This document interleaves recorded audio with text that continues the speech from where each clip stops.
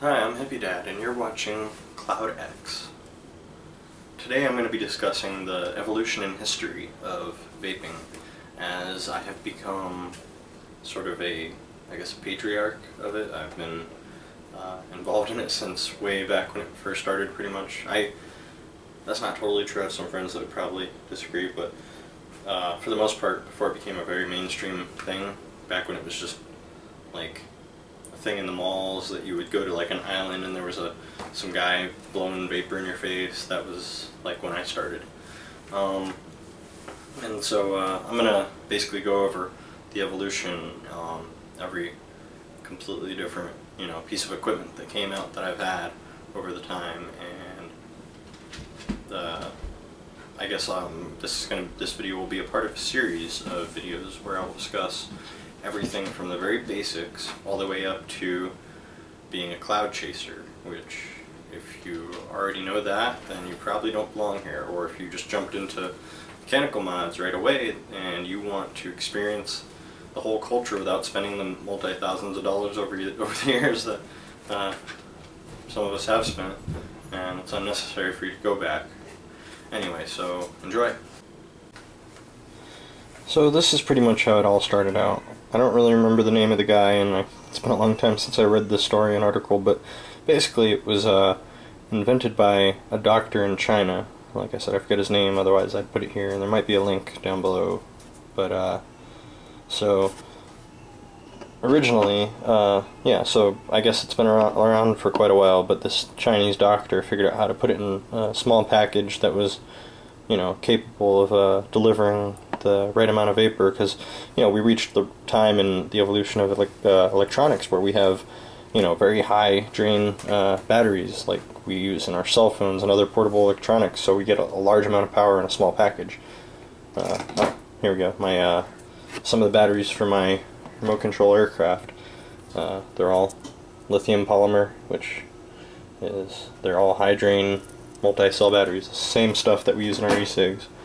They're extremely unstable and explosive, but that's just the way it is. That's the trade-off you get for being able to deliver, upwards of 30 amps to a single element. Anyway, so these were the cartomizers back in the day, which all it is it's the same basics that we're on today. It's a coil of resistive wire, likely Kanthal, or nickel chromium metal, which again, it's wrapped in a coil and surrounded by cotton or some kind of fibrous fabric or cloth. Let me see if we can get a good... There's no lighting, but it's hard to see. Anyway, trust me, it's a wad of cotton and a coil.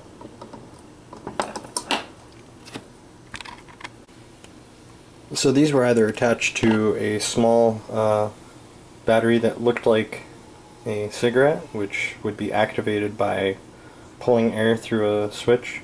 I wish I could show an example of that, but I've since dismantled all of those and reused them for other purposes. But it's pretty cool, the technology in there.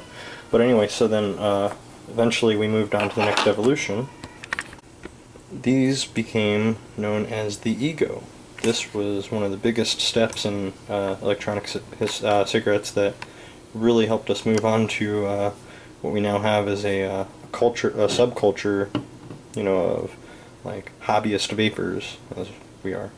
So, basically you would have a little battery which either you would screw into a separate device to charge, which was more often than not the way that it happened, or you would have a USB pass-through, which was, that was such a step in history, such a step forward in progress, because you could vape and charge at the same time. It was such a thing. And some of them had multiple voltage modes, where you would you'd turn it off, and then you would hold it down for a certain period of time, and you would see the light change color, maybe. Oh, this isn't one. Okay, it's a cheap China one. Okay, so just turned it off, so you can't activate it anymore, no light. But you hold this down for like 10 seconds, I think it was, or something, you'll see the light up. There we go. See different color. And then when you turn it back on, 5 clicks. 5 quick clicks. There we go. So now the button lights up a different color, and it was effectively like 1 volt different or something. So this was a step forward too, because we started to be able to change, we wanted to increase the either the vapor productivity or target a different type of flavor output. So it really started to make its step forward there with those, and I actually tried to get into selling them for a while. This was way back when it first started out. I made the mistake of buying these things from China, and it took just a couple of friends who were my first customers to tell me that they were falling apart and breaking, and it just turned out to be a big waste of money, and now it's my own responsibility to deal with and try and figure out what to do with them. But I will repurpose them or recycle them somehow.